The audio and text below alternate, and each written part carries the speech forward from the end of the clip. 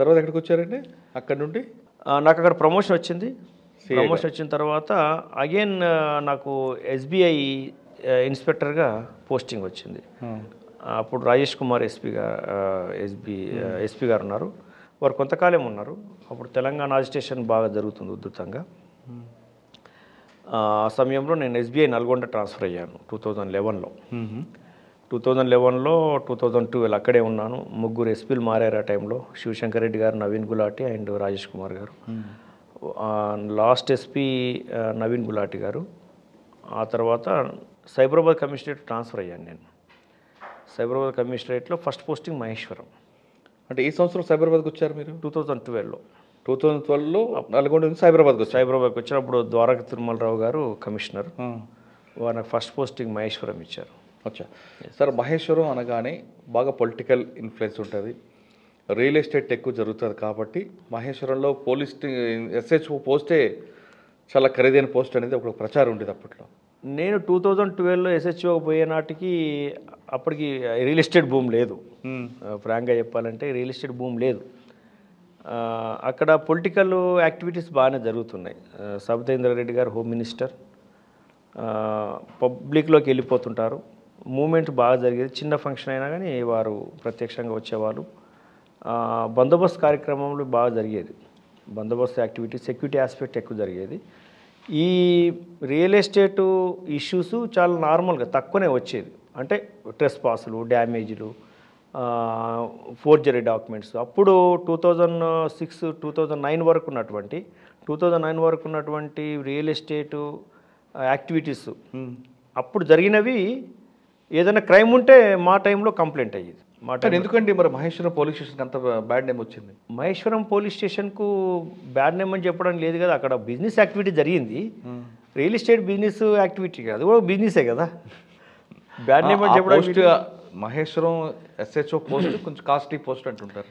అప్పటి వరకు ఉండేది అది. మహేశ్వరం అనేది కోరుకొని పోయేవాళ్ళు. ఆఫీసర్ కూడా ఎవరైనా ఇన్ఫ్లుయెన్స్ చేస్తే ఆఫీసర్కి ఇచ్చే పరిస్థితి, ఆఫీసర్కి పోస్టింగ్ ఇచ్చే పరిస్థితి అట్లా జరిగేది. బట్ నేను వచ్చే సమయానికి ద్వారక తిరుమలరావు గారు మరి ఆయన వారు ఏం ఆలోచించారో తెలియదు. అక్కడ హోమ్ మినిస్టర్ గారి ప్రాంతం కాబట్టి నేను ఉండాలనుకున్నట్టున్నారు. నాకు అక్కడ పోస్టింగ్ ఇచ్చారు. అది నాకు నార్మల్గా ఇచ్చారు. అది అంటే కాస్ట్లీని దృష్టిలో పెట్టుకుని ఇచ్చినటువంటిది కాదు. ఆ టైంలో కాస్ట్లీ కూడా ఆడడానికి వీళ్ళు. ఆఫీసర్ పోస్ట్ అది. Officer right sir. మహేశ్వరంలో రియల్ ఎస్టేట్ వ్యవహారం పక్కన పెడితే కాసేపు రోడ్ యాక్సిడెంట్స్ ఎక్కువ జరుగుతుంటాయి. అంటే రోడ్ యాక్సిడెంట్స్ అంటే శ్రీశైలం హైవే ఉంటుంది. శ్రీశైలం హైవే అప్పటికి ఇంక ఎక్స్పాన్షన్ అవ్వదు, వైండప్ రోడ్ వైడనింగ్ జరగలేదు. రోడ్ కంజెస్ట్ ఉండడం వల్ల వెహికల్స్ డివైడర్ అంటూ లేదు. ఆ రకంగా ఎక్కువ యాక్సిడెంట్స్ జరిగేది. రెండో యాక్సిడెంట్స్కు కారణం ఏంటంటే అక్కడ మైసిగండి అని ఒకటి ఉంటుంది. వారాంతంలో మీ డ్రంక్ అండ్ డ్రైవ్ కూడా పెట్టేది అప్పుడప్పుడు, దానికి తగ్గించడం కోసం అని. అట్లా ఎక్కువ జరిగేది అన్నమాట. తాగి నడపడం వల్ల నమ్ముకున్న వాళ్ళు చనిపోయేవాళ్ళు, డ్రైవర్ కూడా అలా. కానీ మహేశ్వరం పోలీస్ స్టేషన్కి దగ్గరలో రెండు రియల్ ఎస్టేట్ వివాదాలు, కంపెనీల మధ్య వివాదం, ట్రెస్పాస్ కేసు, రాత్రే ట్రాక్టర్లో రావడం, ఆ కేసు మీకు గుర్తుందా? మేమున్న సమయంలో అంటే హైవే నుండి మహేశ్వరం ఊర్లోకి వెళ్తున్నప్పుడు మీ పోలీస్ స్టేషన్కి ముందే రైట్ సైడ్ ఒక రియల్ ఎస్టేట్ కంపెనీ, దాని బోర్డర్లో ఉన్న బటర్ఫ్లై సిటీ అని ఇంకో కంపెనీ, ఈ రెండు సంస్థల మధ్య వివాదం. రాత్రే వాళ్ళు ట్రెస్పాస్ చేయడం, ఆ కార్లు ప్రొక్లైనర్ మీద సీజ్ చేయడం. ఇది 2012 నుంచి 2014 వరకు చేశాను నేను. నా పీరియడ్లో అటువంటిది సంఘటన జరిగినట్టుగా నాకు గుర్తుకు లేదు, ఐడియా కూడా లేదు. బట్ మేము సెలవులు ఉన్నప్పుడు ఇట్లా ఏమైనా జరగవచ్చు కానీ నా నోటీస్కి వచ్చినట్టు ఏం లేదు ఆ టైంలో. ఆ కేసులో అంతకు ముందుగానే ఆ తర్వాత కానీ జరిగింది లేదు. మీరే అప్పుడు ఎస్హెచ్ఓ, నేను ఒక ఛానల్ నుంచి కవరేజ్కి వచ్చాను. ఓహో, ఎస్, గుర్తుంది. అది అప్పుడు అందరినీ మేము పట్టుకొని అరెస్ట్ కూడా చేసి పంపించేసాం. అది కరెక్ట్ గుర్తుంది. చాలా 11-12 మందిని అరెస్ట్ చేసాం ఆ సమయంలో. అవును, అంతా రౌడీలు ల్యాండ్ కబ్జా చేయడానికి వచ్చారు. Right, correct. ఇప్పుడు నాకు గుర్తుకొచ్చింది, మీరు వచ్చారు. ఎస్, పోతుంటే రైట్ సైడ్ అది. అవునవును, పోలీస్ స్టేషన్కి వెళ్తున్నప్పుడు రైట్ సైడ్ లోపలికి టెంట్ వేసుకొని కబ్జా చేయడానికి వచ్చారు. అంతా ఐడెంటిఫై చేసి పట్టుకొని అరెస్ట్ చేసి వాళ్ళు మళ్ళీ అక్కడికి రాకుండా చేసాం. ల్యాండ్ కబ్జా చేయడం అనేది, ఒక పొజిషన్ డ్యామేజ్ చేసి కబ్జా చేయడం అనేది తప్పు కదా. ట్రెస్పాస్ యాక్ట్ పెట్టి అరెస్ట్ చేసాం వాళ్ళని. సార్ మహేశ్వరం నెక్స్ట్ అండి. మహేశ్వరం నుంచి నేను సివి ఆనంద్ గారి టైంలో ఎస్పోర్ట్కి వచ్చాను. మంచాలకి వెళ్ళాను. మంచాలో షార్ట్ పీరియడ్ సివి ఆనంద్ గారు ఇచ్చిన పోస్టింగ్ అది. మంచాలో షార్ట్ పీరియడ్ 1 year ఉన్నా. ఆ తర్వాత సార్కు ఎస్ఓటి అనిపించి ఎస్ఓటి ఇచ్చారు. టాస్క్ ఫోర్స్లో బాగా యాక్టివ్గా పనిచేసాం. అప్పుడు సారు రికగ్నైజ్ చేశారు బాగా ఎస్ఓటీలో. సివి ఆనంద్ గారి టైంలో మీరు సార్ ఎస్ఓటీలో పనిచేస్తున్న టైంలో మీకు సిద్దిపేట సంబంధించిన రౌడీ షెట్టర్ కాల్పులకి షామీర్పేటలో గుర్తుందా? పటాన్చేరులో. అవును అవును అవును అవును. అయితే అది మేము ఎస్ఓటీకి రాకముందు జరిగింది. వెంటనే మేము ఆ తర్వాతనే ఎస్ఓటీకి రావడం జరిగింది. కానీ వాడిని అరెస్ట్ చేయడం అంతా మీ టైంలో జరిగింది కదా? షామీర్పేట పిఎస్ వాళ్ళు అరెస్ట్ చేశారు. మేము ఇన్వాల్వ్ కాలేప్పుడు దాంట్లో. కేసు ఐడియా ఉందా మీకు? అది అంత ఐడియా లేదు. తర్వాత ఆయన మర్డర్ అయ్యాడు. అవును, తర్వాత అది ఇష్యూ తర్వాత. కానీ ఎస్ఓటీలోనే మీకు కొన్ని వెపన్స్ పట్టుకున్నారు, ఆ కేసు గుర్తుందా? వెపన్స్ పట్టుకున్నాము, ఎన్ఫోర్స్మెంట్ చేశాము. సార్ పీరియడ్లో ఎన్ఫోర్స్మెంట్ అనేది చాలా ఉధృతంగా జరిగింది. చాలా ఎక్కువ ఎన్ఫోర్స్మెంట్ జరిగింది. ఎన్ఫోర్స్మెంట్లో ఎక్కువ పీడిఎస్ డైవర్షన్స్, పబ్లిక్ డిస్ట్రిబ్యూషన్ సిస్టంలో రైసు, కిరోసిన్ డైవర్షన్స్ బాగా పట్టుకున్నాం. అప్పుడే కొత్తగా తెలంగాణ ఫామ్ అయింది. కేసీఆర్ గారు ఈ డైవర్షన్స్ ఏంటి, నల్లదందాలు ఏంటి అని వారు పూర్తిగా రివ్యూ చేయడం, సివి ఆనంద్ గారిని ప్రత్యేకంగా పిలిపించుకోవడం, మాకు కూడా అందరికీ కృతజ్ఞతలు ఆ సమయంలో గ్రేసెస్ చెప్పడం, రికగ్నైజ్ చేయడం ఇంత జరిగింది. అదేవిధంగా ఆ సమయంలో కల్తీల మీద కూడా కాన్సన్ట్రేట్ చేశాం. కల్తీ పాలు, కల్తీ ఇవన్నీ ఫుడ్ ఐటమ్స్ ప్రొడక్ట్ చేసే వాటి మీద మేము రైడ్ చేసి పట్టుకొని ఆ కల్తీని నిరోధించడం, ఇటువంటి ప్రయత్నాలు బాగా చేశాం. ఓకే. ఎస్ఓటీ తర్వాత అండి? ఎస్ఓటీ తర్వాత నేను రాయదుర్గం ఇన్స్పెక్టర్గా షార్ట్ పీరియడ్ ఉన్నాను. తక్కువ కాలం పనిచేశారు. సందీప్ షాండిలియా గారు ఇచ్చారు పోస్టింగ్. అది గచ్చిబౌలి కోసము కొంతమంది ప్రయత్నం చేస్తున్నారు. గచ్చిబౌలి అప్పుడే చంద్రకాంత్ గారు ట్రాన్స్ఫర్ అయ్యారు. వాళ్ళు ట్రాన్స్ఫర్ అయిన తర్వాత కొంతమంది ప్రయత్నం చేస్తున్నారు.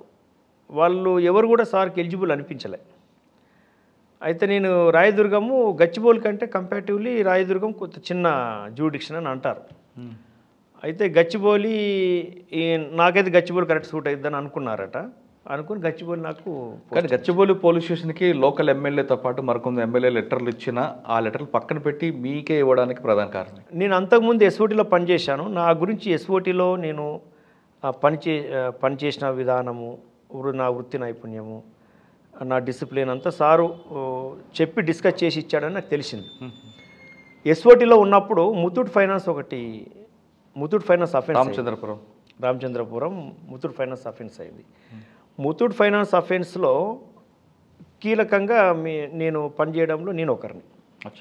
పూర్తిగా డేటా అనాలిసిస్ చేసి వాళ్ళు ఎక్కడి నుంచి వచ్చారు, రూటు ఎక్కడ. ముత్తూట్ ఫైనాన్స్ 2 సార్లు జరిగింది, same branch. Second time first time? Second time పెద్ద అఫెన్స్. 42 kgs తీసుకొచ్చి చూపించి బెదిరించి తీసుకెళ్లారు. 42 kgs గోల్డ్. దాంట్లో బాగా రాత్రింబవళ్ళు పనిచేశాం. మా వర్క్ స్టైల్ సార్కి బాగా నచ్చింది.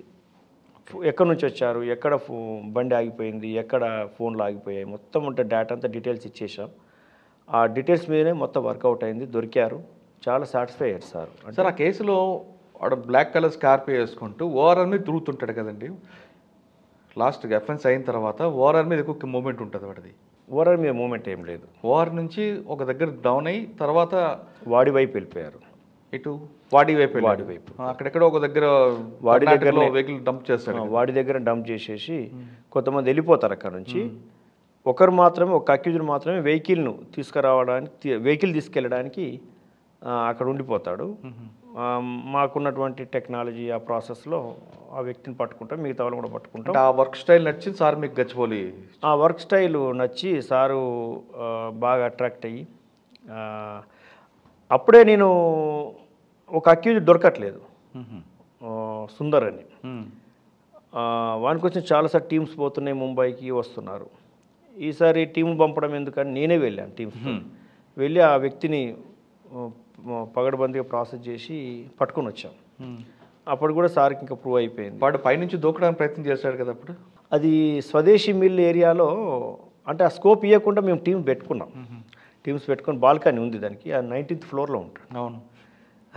ఆ స్కోప్ ఇవ్వకుండా పట్టుకొని తీసుకొచ్చి. ఓకే, గచ్చిబౌలి రాగానే చాలా కేసులు ఉంటాయి. గచ్చిబౌలి అనేది హైటెక్ సాఫ్ట్వేర్ కంపెనీలు. అక్కడ చిన్న ఇష్యూ జరిగినా నేషనల్ వైడ్గా దానికి ప్రయారిటీ ఉంటుంది. ఒకవైపు సాఫ్ట్వేర్ కంపెనీల భద్రత, చిన్న ఇష్యూ కూడా జరగకూడదు. రెండోది పింకీ మర్డర్ కేసు. నేను వెళ్ళిన 5 డేస్కే అయింది. వెల్కమ్. 25 డేస్కి అయింది. అదే మీకు ఇన్విటేషన్. చాలా పెద్ద కేసు, అసలు అన్నౌన్ కేసు. అప్పుడు సందీప్ షాండిలే గారు, అప్పటికే మేమంతా టాస్క్ ఫోర్స్లో పనిచేసి ట్రాకింగ్ మీద కానీ ఇన్వెస్టిగేషన్ డిటెక్షన్ అనే దాని మీద బాగా నాలెడ్జ్ ఉంది అప్పటికే. ఆ కేసు డిటెక్ట్ అయిన తర్వాత కేసు రిపోర్ట్ అయిన తర్వాత డిటెక్షన్ చేయాలనే కసి పెరిగింది ఆ సమయంలో. అన్ని టీంల యొక్క సపోర్ట్ తీసుకొని, సార్ సపోర్ట్ తీసుకొని, ఆ సమయంలో మాకు ఏసీపీ శ్యాంప్రసాదరావు గారు, డీసీపీ విశ్వప్రసాద్ గారు ఐపీఎస్, వీరు దగ్గరుండి వాళ్ళ నాయకత్వం వహించడం, వాళ్ళ సపోర్ట్ ఎప్పటికప్పుడు తీసుకోవడం, సిపి గారు ఎప్పటికప్పుడు ఆయన వారు అడగడం, మేము ఆయన చెప్పడం, ఈ కేసు ఎట్లా డిటెక్ట్ చేయాలని చెప్పి అందరి సపోర్ట్తో డిటెక్ట్ చేయడం జరిగింది. కేసు డిటెక్షన్తో పాటు ఇన్వెస్టిగేషన్ కూడా అలా ఒక్కొక్క పాయింట్, ప్రతి ఇన్వెస్టిగేషన్లో దొరికిన ప్రతి క్లూ, ప్రతి సైంటిఫిక్ ఎవిడెన్స్, ప్రతి అక్యూడ్కి కనెక్ట్ చేయడంలో విఫలం కాలేదు. మేము ఖచ్చితంగా సక్సెస్ అయ్యాం. ఈ కేసు ఛార్జ్షీట్ వేసే సమయంలో సజ్జనార్ గారు సిపి సజ్జనార్ గారు ఈ ఛార్జ్షీట్ పగడ్బందీగా పర్ఫెక్ట్గా ఫైల్ చేయించడంలో సారు అప్పుడప్పుడు రివ్యూ పెట్టేది. సజ్జనార్ సార్ ఇచ్చినటువంటి సలహాలు, వారు ఇచ్చినటువంటి ముఖ్యమైన అంశాలు మాకు ఆ ఛార్జ్షీట్ కూడా పగడ్బందీగా వేయడానికి సహకరించింది. వారి సమయంలో ఛార్జ్షీట్ వేసిన తర్వాత వారి సమయంలోనే, వారి టెన్యూర్ టైంలోనే most of the witnesses examine అయ్యారు కోర్టులో. ఆ సమయంలోనే అది కేసు ప్రాసిక్యూషన్ కంప్లీట్ అయిపోయి ట్రయల్ కంప్లీట్ అయిద్దని అనుకున్నాం, కానీ ఆ తర్వాత రెగ్యులర్ కోర్టు జడ్జి లేక పోస్ట్ పోన్ అయింది.